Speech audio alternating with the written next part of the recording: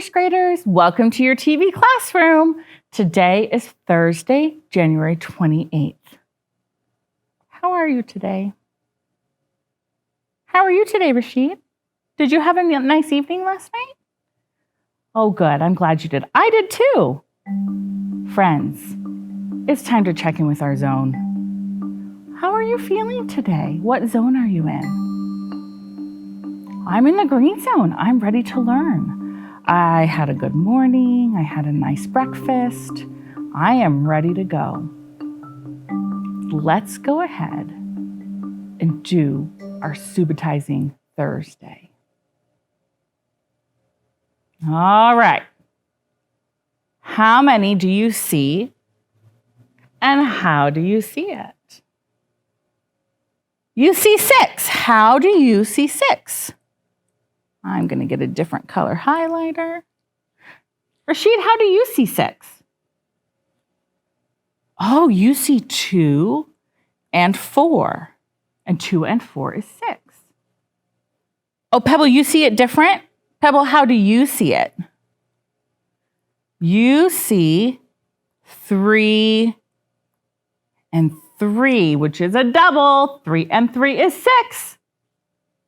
Let's look at the next slide. How many do you see and how do you see it? Pebble, how many do you see? You see 8. How do you see it, Pebble?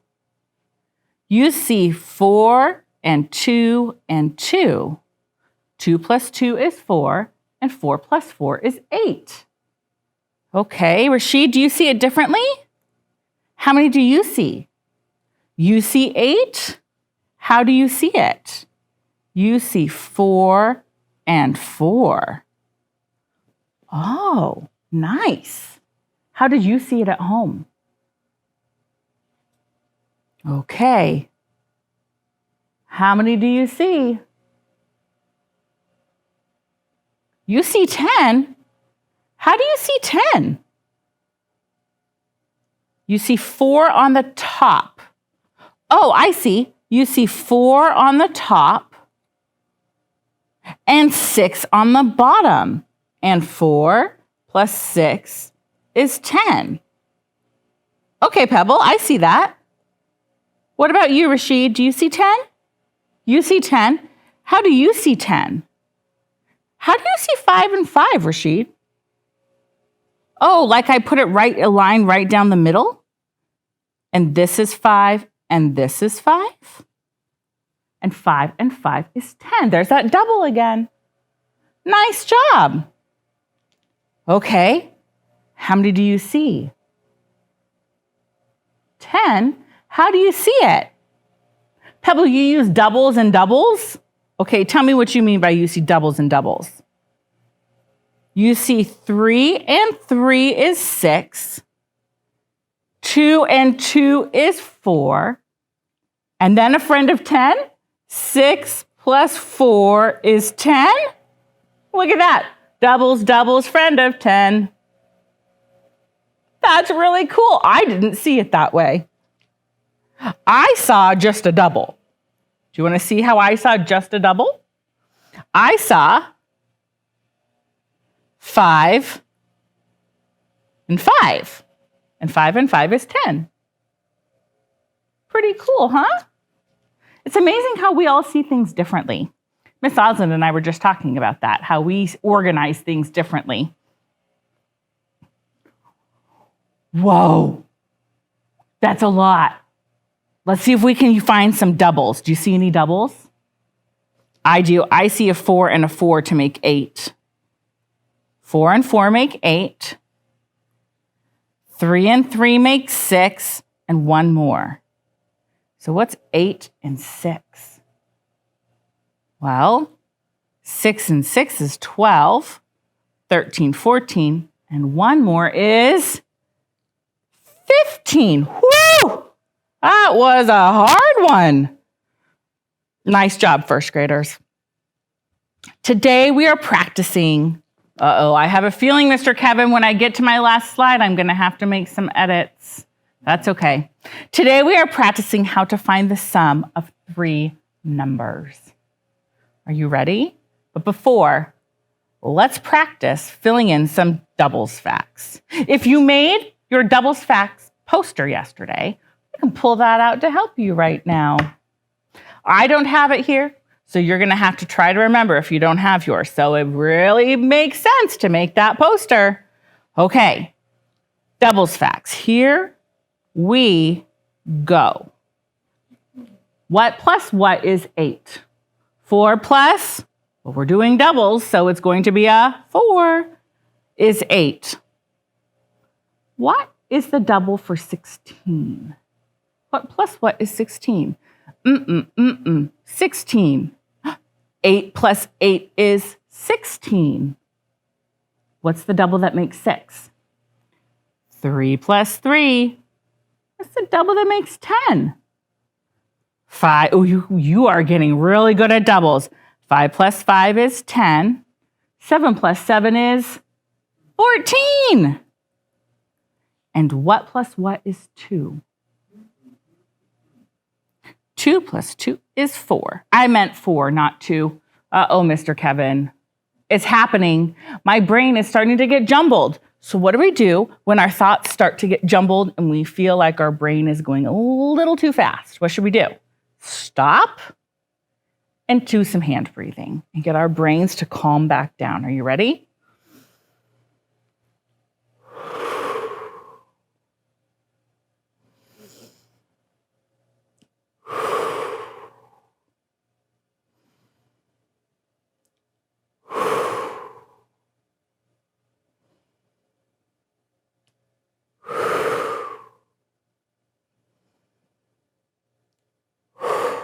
And I figured out why my brain is feeling jumbled. There's someone mowing a lawn outside, and that noise is making my brain feel jumbled. So I'm recognizing it, and I'm now going to ignore it. I know it's there, and I have to use my strong student skills to ignore the sound that is distracting me. Right? Right. So now we're going to focus. Here we go. Let's look at this example they gave us. It said, John has 7 apples. Tom has 2 apples. Bo has 4 apples. How many apples do they have? Well, they did. 7 and 4 makes 11. So they found a friend of 10 and then one more, right? 7 and 3 is 10 and one more is 11. And then they said, plus the 2 left over is 13. So how many apples do they have? How many? 13. All right, get your whiteboards ready. Are they out? You ready? Here we go. Anne has 9 red balls and 1 green ball. She has 2 blue balls. How many balls does she have? So, look at our model. What do you see? Did they make a friend of 10? How did they make the friend of 10? 9 red, 1 green. 9 plus 1 is 10. So we've done this. We have our 10. So now we have our 10 and 2. 10 plus 2 is 12. So 9 plus 1 plus 2 is 12. How many balls does she have? 12 balls. Very good. Okay. Deb has 8 round stickers. She has 4 square stickers and 4 triangle stickers. How many stickers does Deb have? Would love it if you drew a model of this. I'm going to highlight some important facts. 8 round, ooh, that's too dark. Let's do a different color. 8 round stickers, 4 square stickers, 4 triangle stickers. Go ahead and solve. I'm going to give you 1 minute. Don't forget, I think we might be using a double.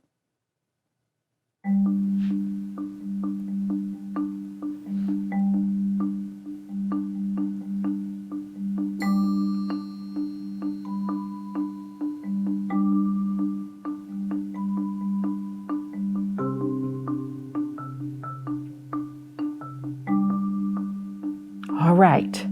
Do you see the double? 4 plus 4 is 8. And look, another double. 8 plus 8 is 16. So how many stickers? 16 stickers. See how finding those doubles makes it so you're not trying to keep track of 3 different add-ins on your fingers or count them with all the counters. When we use our doubles, it helps us to know the sum efficiently and accurately. Okay. Juan has 3 shells. Anna gives him 2 shells.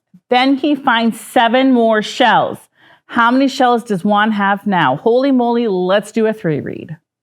So what's happening? Yeah, Juan's getting all these shells. Let's read and find our question. Juan has 3 shells. Anna gives him 2 shells. Then he finds 7 more shells. How many shells does Juan have now? What's our question? What are we trying to figure out? How many shells does Juan have now? Okay, let's read and find the information we have to work with. Juan has 3 shells. Anna gives him 2 shells. Then he finds 7 more shells. So, has 3 shells. Anna gives 2 shells.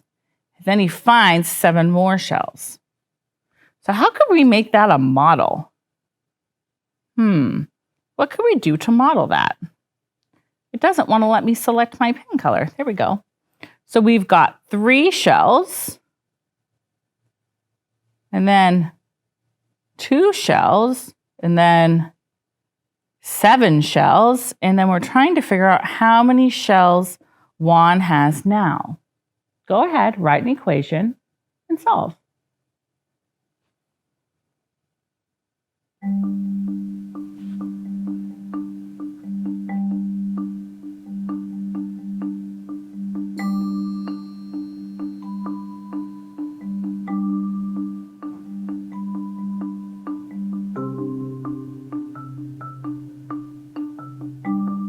Rashid, what did you write down? 3 plus 2 plus 7. Okay. Pebble, did you use doubles or friends of 10? You used friends of 10. How did you use friends of 10? Oh, you said 7 and 3 make 10. And then 2 more makes 12. So 3 plus 2 plus 7 equals 12. So there's 12 shells. Friends at home, check your work. Did you get 12 shells? If so, nice job. If not, now is the time at the end of this lesson that you need to make sure that your teacher knows that you're still not understanding and you would like some extra help. Okay? That's what they're there for. So make sure to let them know if, oh, Mrs. White did Mrs. Wally's lesson and I just really still don't get it and I need more help. That's an okay thing. And that's what you do as a first grader when you don't understand. Okay, 7 people are in the lake. 8, so we've got, okay, let's draw as we read. We've got 7 people in the lake. 8 more people jump in. Then 5 more people jump in. Whew. How many people are in the lake now? Okay, write an equation and solve.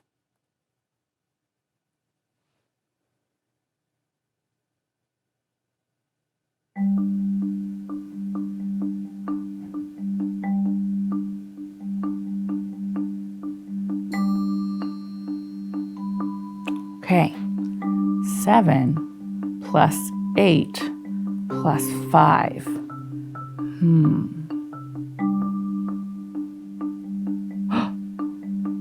Pebble, what was that? Pebble says there's a doubles plus 1 we're going to need to use because 7 and 8 are right next to each other on the number line. You're right. We're going to do this one first. So 8 is made of 7 and 1. So 7 and 7 is 14. And 1 more is 15 plus 5 equals 20. So 7 plus 8 plus 5 equals 20. How many people in the lake? 20 people. Uh-oh. 20 people. All right. This one you're going to do all on your own. Are you ready? Kelly has 4 dogs, 7 cats, and 6 fish. How many pets in all? I'll read it again. Kelly has 4 dogs, 7 cats, and 6 fish. How many pets in all? Go ahead and solve. I'm going to give you like 2 minutes to do this one. 1-ish to 2-ish minutes. Kelly has 4 dogs, 7 cats, 6 fish. How many pets in all?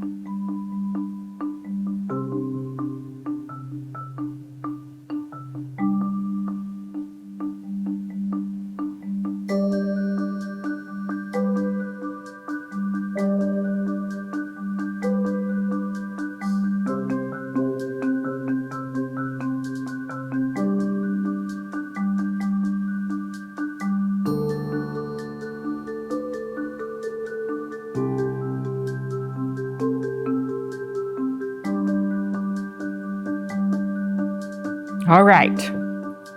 4 dogs, 7 cats, 6 fish. Well, 4 and 6 is 10. 10 plus 7 is 17. So 17 pets in all.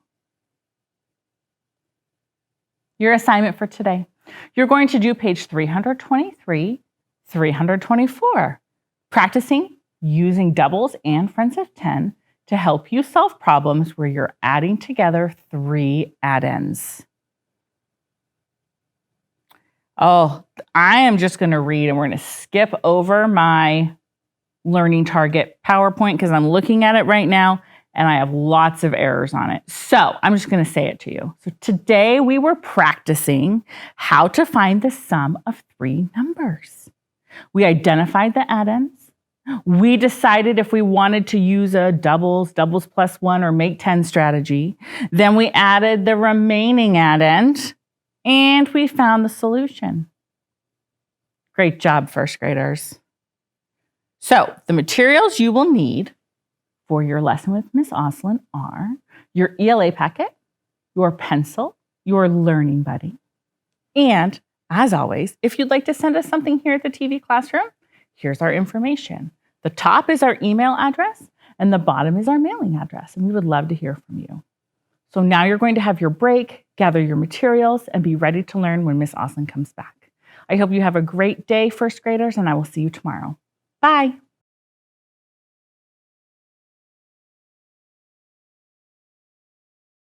Hello, my name is Denise, and I'm a violinist with the Northwest Sinfonietta. I'm here for us to share a moment of breathing and listening to music together today. Let's start by getting centered by taking a few breaths together. We're going to inhale to a count of 4, and then we're going to hold our breath for 4 counts, and then we'll exhale to a count of 4.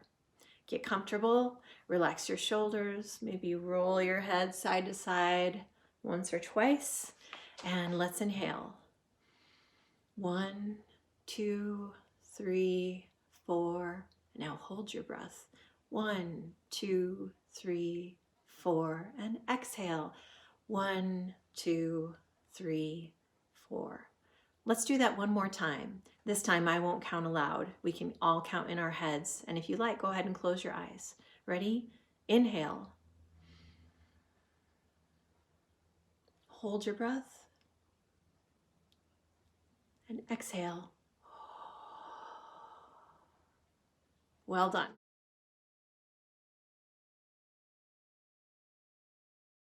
I'm going to play a piece called Fairy Tales for you by the composer Ignatius Sancho.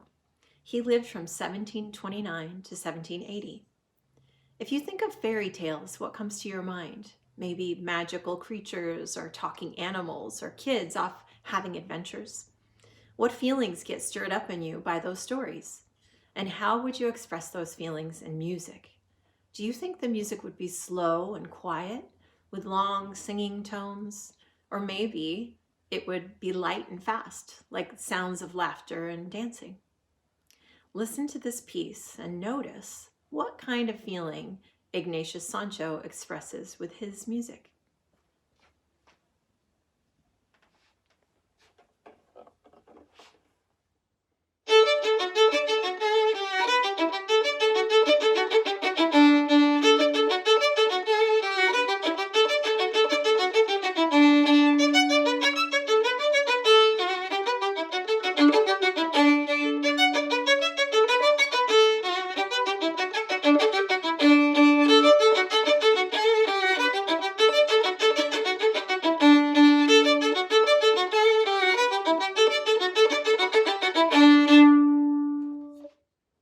What do you think of that music? It sounds pretty light and happy. You might think that Mr. Sancho really liked fairy tales and that maybe he also had a good sense of humor and was a happy person to be able to write a piece like that. It's amazing to me to know that Mr. Sancho was born in 1729 on a slave ship off the coast of Africa. He faced the world alone because he lost his parents when he was young. Despite being enslaved, he taught himself to read and write and to play music. He spoke out against the slave trade and wrote essays, plays, poetry, and music. Here's another beautiful piece by Ignatius Sancho. It's called Minuet number 15.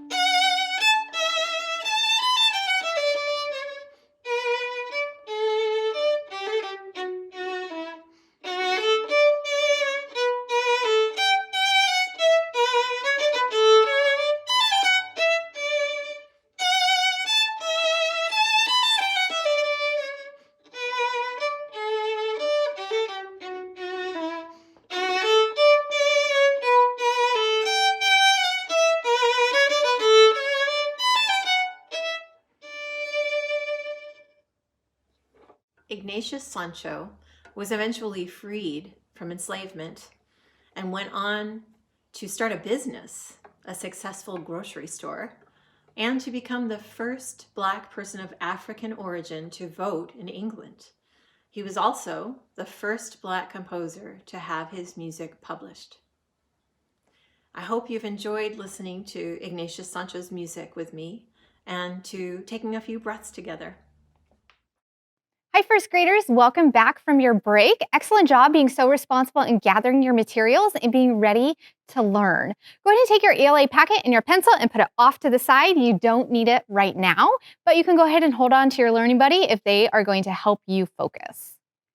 You will remember that today and every day when we come together, your job is to listen, share, read, and write.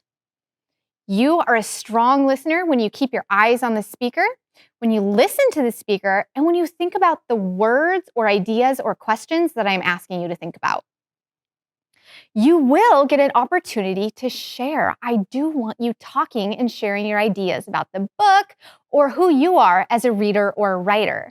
You're also, if someone is in the room with you who will be sharing, then you're also going to get an opportunity to practice your active listening skills, where you might learn something from someone else and their ideas. In fact, most times when I am being a really strong listener and I'm really thinking about what someone else says and it's different than what I think, I usually do learn something.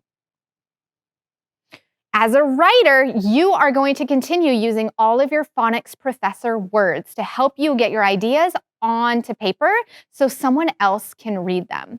You're going to practice using upper and lowercase letters. You're going to practice listening to letter names and sounds, syllables and vowels, consonants. You're going to include digraphs and blends all throughout your writing.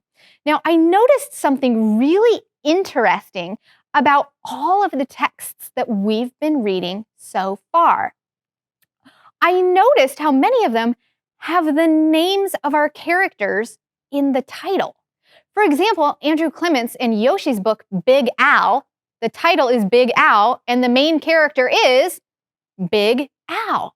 Big Al's name is the title of the book.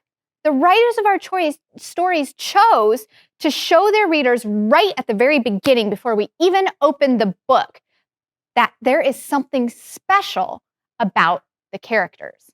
Let's see. A Weekend with Wendell. You'll remember we read Kevin Henke's story about how Sophie's cousin Wendell comes to visit, and he's kind of bossy, and how Kevin Henke's doesn't tell us right away how Sophie's going to solve this problem. And it tells us in the title that this is about a weekend with Wendell. Wendell is a main character who the story is mostly about. We also read When Sophie Gets Angry, Really, Really Angry by Molly Bang. Sophie's name is right in the title. Same with the story, You Can Do It, Sam, by Amy Hest and illustrated by Anita Jerem. This tells us that Sam, our character, is pretty special and important. So special that our author included their name in the title.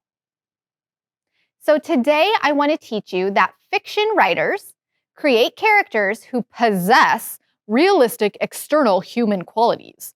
Those are all really, really academic words for saying that the characters in the story have qualities, both who they are as a person and what they look like, that could be like a real human. We've been learning about how fiction characters will often have problems. Now we're going to think about who our characters are as real people or have real human qualities. And we're going to think about that when we revisit two of our stories. We're going to think about our characters Molly Lou and Wendell. And we're going to remind ourselves about how much we enjoyed getting to know these two characters, both inside who they are as characters and on the outside. And then you, as a writer, are going to create your own characters who have realistic, which means could be real, human qualities or personality traits, or what are they like? Now, remember, Stand Tall by Molly Lou Melon was written by Patty Lovell and illustrated by David Catrow. And don't you just love Molly Lou Melon as a character? She's spunky, she's free-spirited, she's really brave and confident. And those are all characteristics that a person could really have. Now, our author, Patty Lovell, brings Molly Lou's inner beauty, which means what we love and appreciate her as a person, just like we would a real person. It makes us feel affection towards Molly Lou. Molly Lou Melon stood just taller than her dog and was the shortest girl in the first grade. She didn't mind. Her grandma had told her, walk as proudly as you can and the world will look up to you. So she did. Look at that. She's doing a handstand on the rail of the stairs. Pretty spunky and brave, huh? Molly Lou Melon had buck teeth that stuck out so far she could stack pennies on them. She didn't mind. Her grandma had told her, smile big and the world will smile with you. Now, right in these first 2-3 pages, Patty, our author, shares a lot about Molly Lou and her qualities, who she is as a person. Like her sunny disposition, she's positive, she doesn't mind having buck teeth, she's still happy, she smiles anyways. Think about, does Molly Lou remind you of anyone that you know? Take some think time.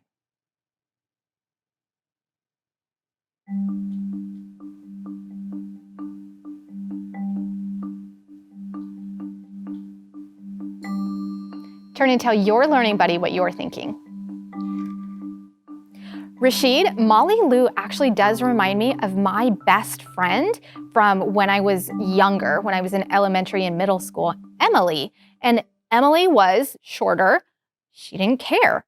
She was almost always seemingly happy. Doesn't mean she didn't have problems, but she laughed them off and just chose to be positive and chose to see things through a positive perspective, an uplifting, happy perspective. So Molly Lou reminds me of Emily.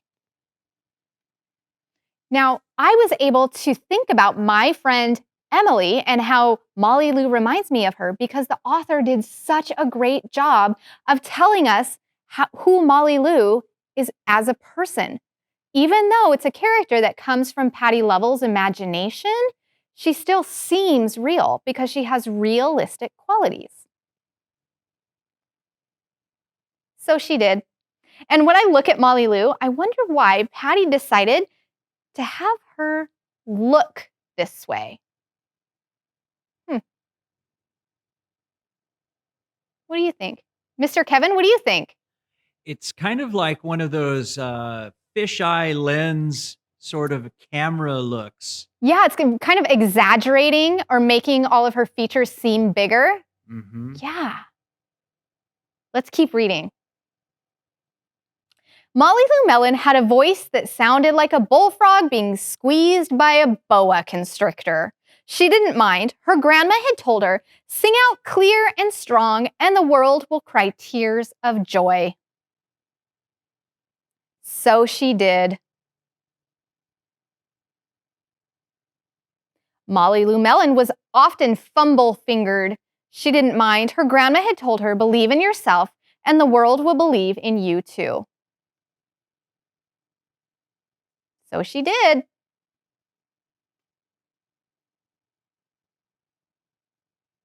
Then Molly Lou Melon moved to a new town. She had to say goodbye to her grandma and all of her friends.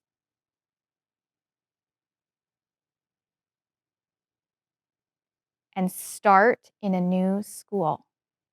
Think about that picture that Mr. Kevin and I were talking about.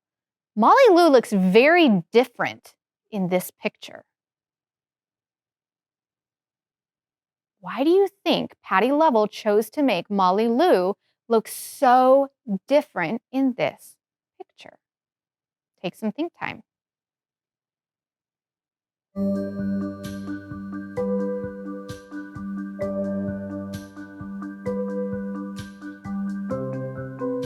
Turn and tell your learning buddy what you're thinking. Rashid, I'm thinking that the picture where Molly Lou, like Mr. Kevin said, it's from like a fisheye type lens where it makes everything look exaggerated. Molly Lou was feeling confident and brave. So it made her look bigger because she was feeling good about herself. But in this picture, she's small because she has to start at a new school. So she must be feeling nervous or small or scared or not confident, insecure. And I'm thinking about when I feel that way, I kind of make my body smaller. And our author did a very, very important job of showing us how our characters in our stories often have the same feelings that we do as people.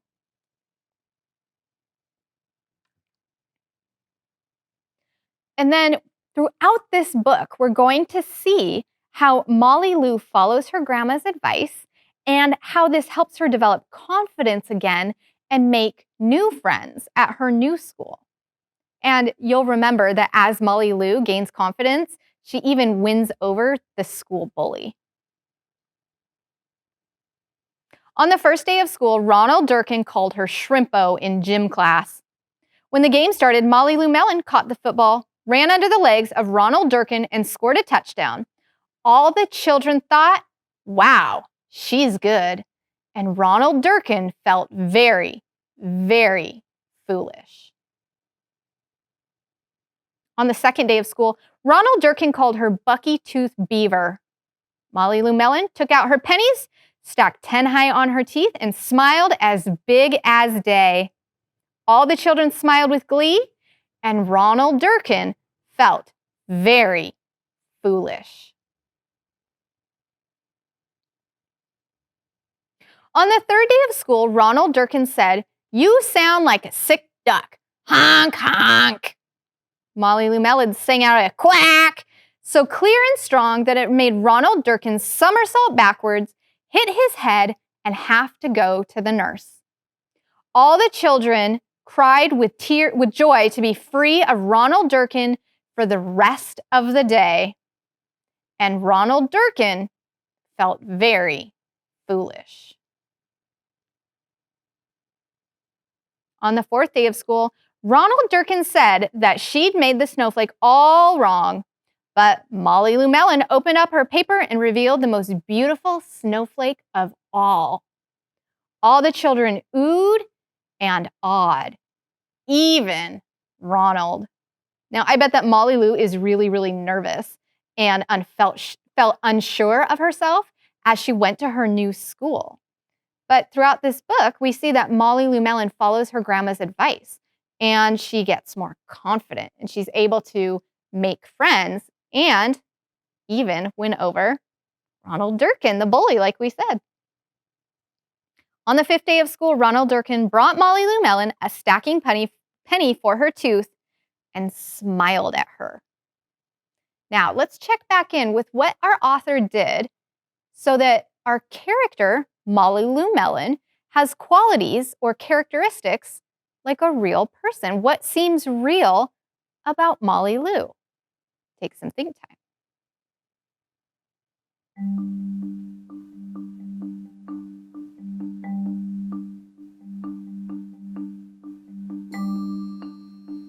Turn and tell your learning buddy what you're thinking.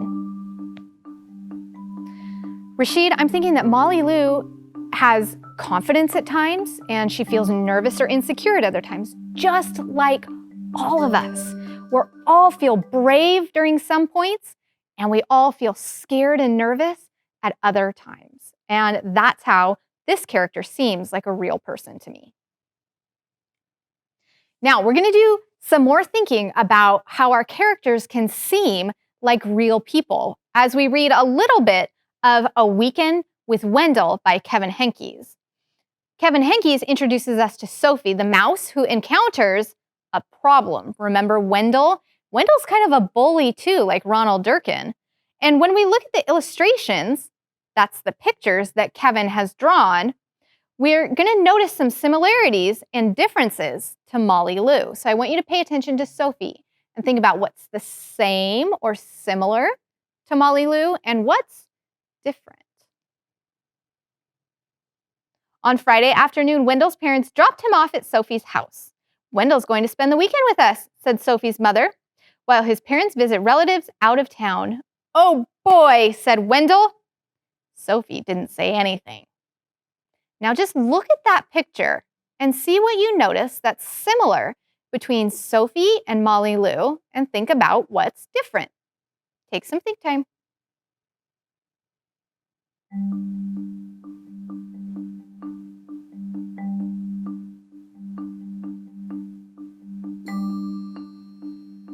Turn and tell your learning buddy what you're thinking.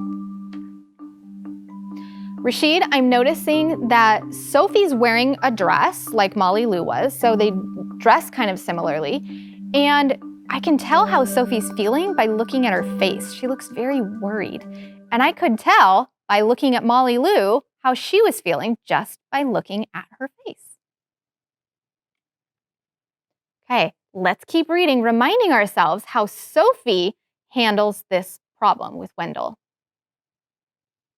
After a snack, Sophie helped Wendell carry his sleeping bag and suitcase upstairs. "Well, what are we going to do now?" asked Wendell. "Do you have any toys?"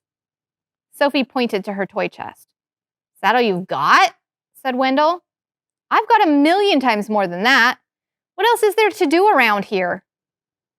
"We could play house," said Sophie. "Only if I can make the rules," said Wendell.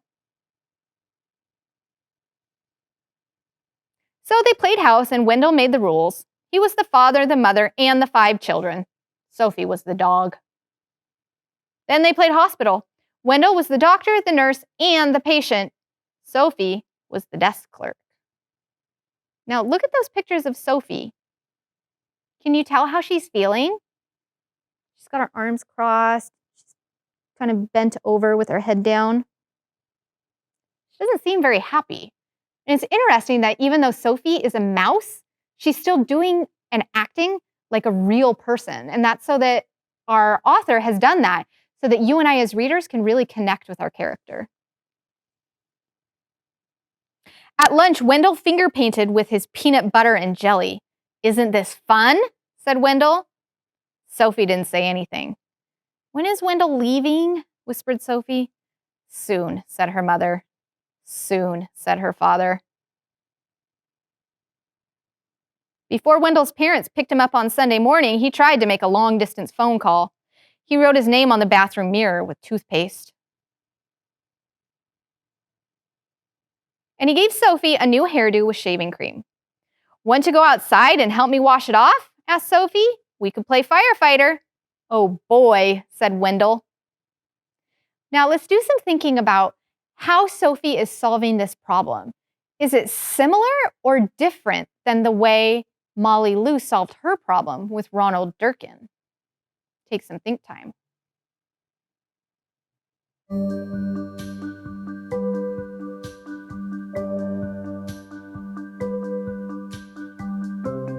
Turn and tell your learning buddy what you're thinking. Rashid, our characters are solving their problems in very different ways. Sophie isn't really saying or doing much to tell Wendell that she doesn't like what's happening. But Mary Lou is puts Ronald Durkin, what we call, in his place. She ran in for that touchdown. She cut out that snowflake and impressed everyone else. This just reminds me that as writers, there are many different ways that we can have our characters solve their problems based on their character traits. Who are they as people, even though they're not real people? So they played firefighter, and Sophie made the rules. She was the fire chief. Wendell was the burning building. "Isn't this fun?" said Sophie. Wendell didn't say anything. "Do I get to be the fire chief?" asked Wendell. "Maybe," said Sophie. Soon Wendell and Sophie didn't care who was the fire chief or who was the burning building. Now, let's do some thinking about who our characters are on the outside. Molly, Lou, and Sophie. What can you see about them? Not what do they feel and what are they like, but what can you see on the outside? Take some think time.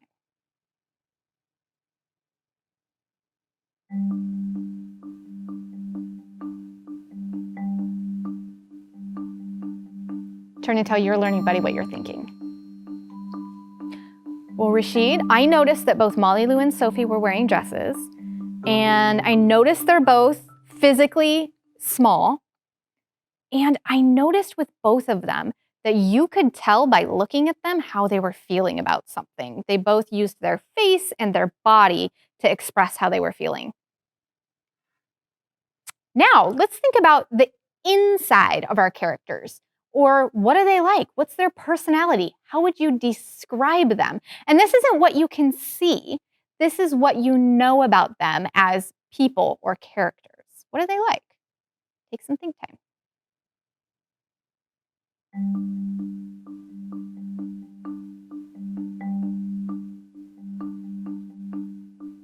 Turn and tell your learning buddy what you're thinking. Rashid, Molly Lou seemed more confident. She seemed more, you know what? I'm not going to say she seemed more brave, because in the end, I bet Sophie had to be very brave to stand up to Wendell like that. But she was more quiet throughout. Yeah, they seemed pretty different, but they both were able to solve their problems. So your independent work today is on page 21 in your ELA packet. I want you thinking about your character, that you are going to include in your fiction writing. This is coming from your imagination, as fiction does. You're going to think about, what does your character look like on the outside? What do they like when we just look at them? Then I want you to think about, what do they like on the inside? What's their personality? What is it about them that makes them seem human-like? And then on the back, you can draw your character. Don't forget little details. This is, like I said, your independent writing. Before you do any writing, make sure you think and make sure you tell your learning buddy what you're thinking about your characters. Today, we learned fiction writers create characters who have realistic external human qualities. So, what do they look like? But also, what do they like on the inside? How do they act? You can also, during your independent reading today, notice how your authors in your fiction books taught you about your character. What did they tell you so that you could connect with the characters as real people? You're also going to practice reading your word wall and tracking your reading goals. Now, all of this you can send to us here at TV Classroom. I would love to hear about the characters that you are creating. You can email it to us at tvclassroom@tacoma.k12.wa.us, or you could put it in the mail, and we would love to see your writing. We'll even post it on our classroom wall behind me. Now it's time for our affirmation. And as you go off to create your own characters, I want you to remind yourself, I am creative. Practice saying that with me. I am creative. Think about that today as you're doing your reading and your writing. Thank you so much, first graders. I hope you have a great rest of your day, and I look forward to seeing you back here tomorrow in our TV classroom. Bye.